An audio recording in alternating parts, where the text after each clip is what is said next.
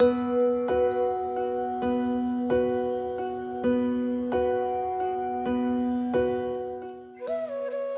कथा आहे प्रथम पूज्य देवतेची. ही कथा आहे आपल्या सर्वांच्या लाडक्या बाप्पाची. ही कथा आहे शहापूर तालुक्यातील धाडरे गावात वसलेल्या नवसाला पावणाऱ्या सुप्रसिद्ध श्री वामन विघ्नेश्वराची. गान चतुराय गान प्राणाय गानांतरात्मने गानोत्सुकाय गानमत्ताय गानोत्सुक मनसे. मुंबई शहरापासून फक्त तासाभराच्या अंतरावर निसर्गाच्या कुशीत वसलेला शहापूर तालुका. आणि याच तालुक्यात नयनरम्य निसर्गाच्या सानिध्यात उंचशा डोंगरावर विसावलेले आहे श्री वामन विघ्नेश्वर मंदिर.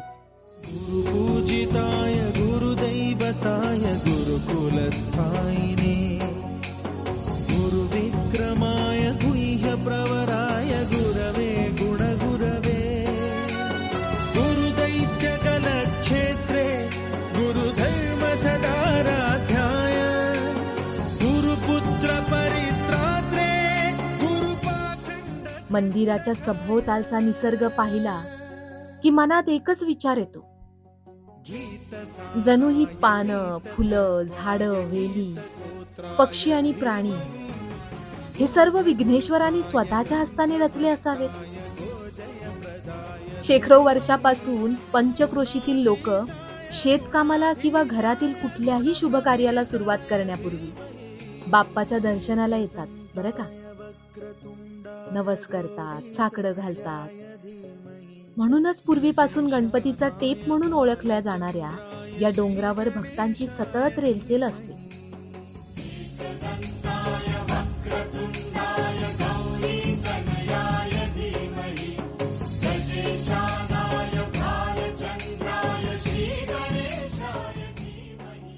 जसजशी वामन विघ्नेश्वराची कीर्ती वाढत गेली तशीच भक्तांची संख्या सुद्धा वाढली.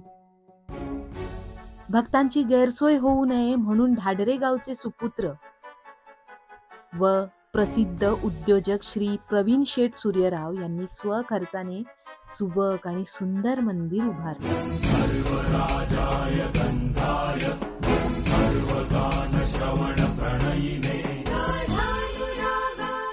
दरवर्षी माघी गणेशोत्सव येथे हजारो भाविकांच्या उपस्थितीत मोठ्या थाटामाटात साजरा होतो बरं का.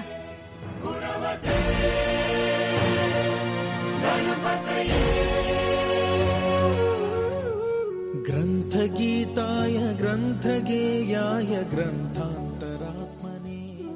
भक्तांना येणारी बाप्पाची प्रचिती आणि मंदिर परिसरातील निसर्गरम्य सौंदर्य यामुळे दरवर्षी भक्तांचा ओघ वाढतच चाललाय आणि तो असाच वाढत राहणार.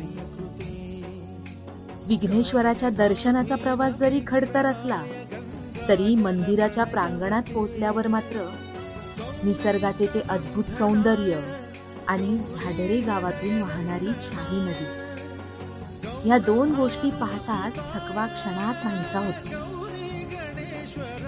आणि बरं का, आपण तिथे उभं राहिलो की असं वाटतं आपण निसर्गाशी एकरूप झालो आहोत.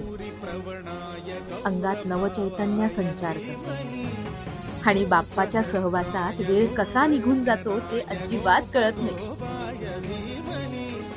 गुणातीताय गुणाधीशाय गुणप्रविष्टाय धीमहि एकदन्ताय वक्रतुण्डाय गौरीतनयाय धीमहि गजेशानाय भालचन्द्राय श्रीगणेशाय धीमहि एकदन्ताय वक्रतुण्डाय गौरीतनयाय धीमहि गजेशानाय भालचन्द्राय श्री